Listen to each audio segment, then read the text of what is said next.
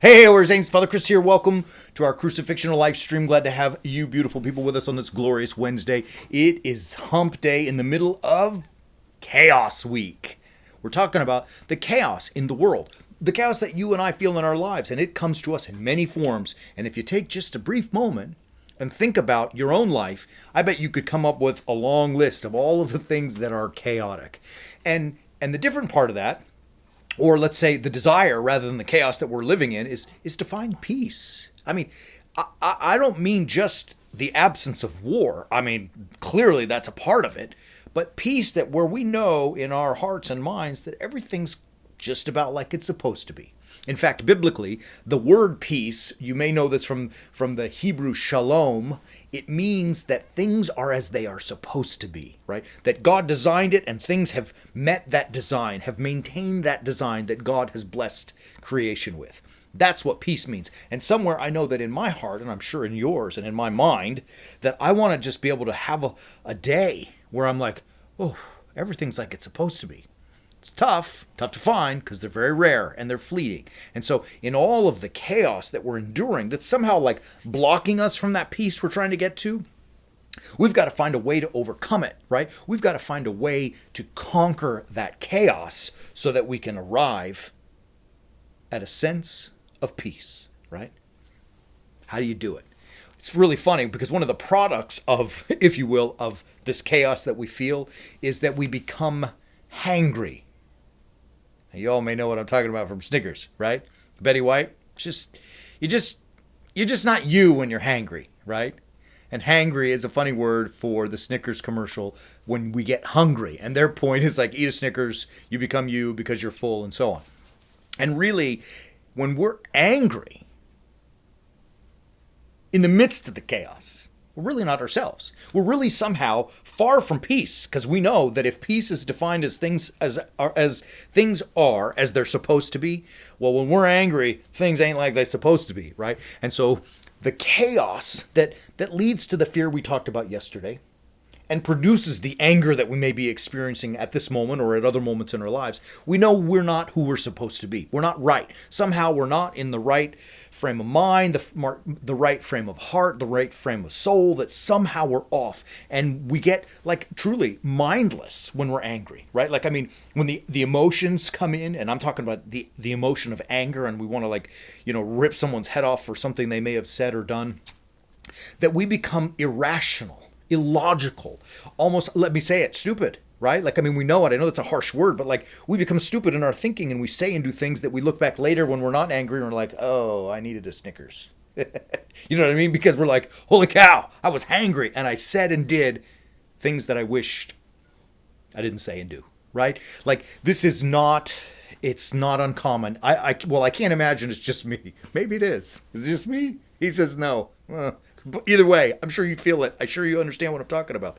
You're not quite right when you're angry. So how do we deal with that? Because anger it's a part of the chaos that's preventing us from our peace, and it's also the obstacle, one of the obstacles that leads into the chaos, right? So like part of this chaotic world, look, here it is. Like I didn't talk really through this yet, but the truth of the matter is the chaos in the world, the devil is sowing anger and discord and division. I mean, it's the devil's playground out there, right? And as a product of what he's sowing is this chaos that's blocking us from our peace.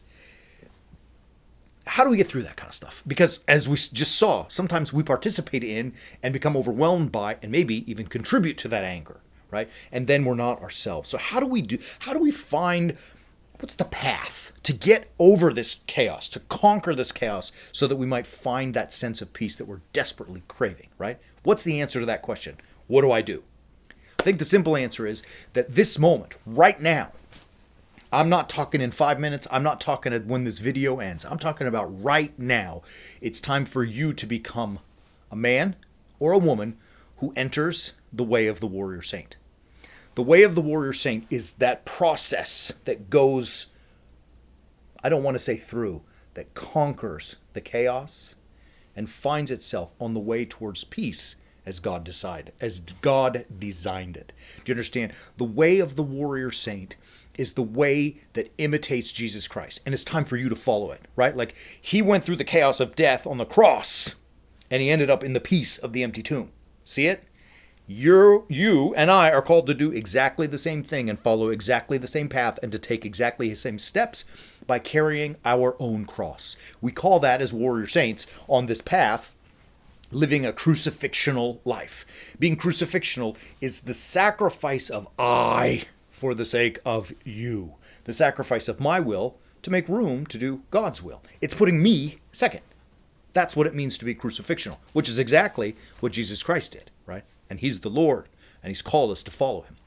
In order for us to live crucifixionally, we need a little bit of help. I do. We need a little guidance. It doesn't just come naturally to me. Natural to me is to, dwell in that anger and to revel in that anger. I sometimes enjoy it when someone makes me upset and I get angry and I lash back.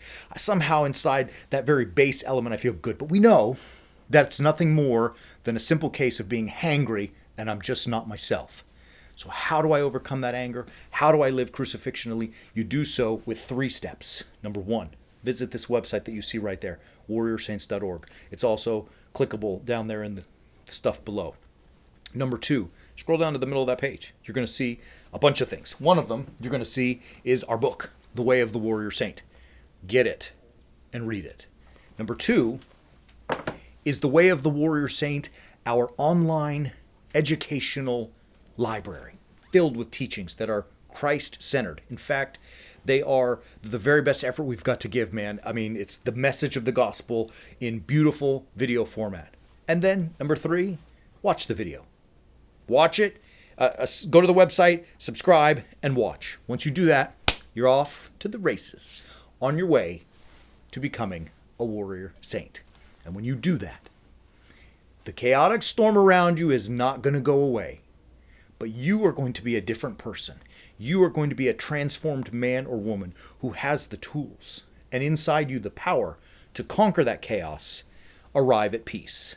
The only way to do that is, like always, to keep walking on the way of the warrior saint.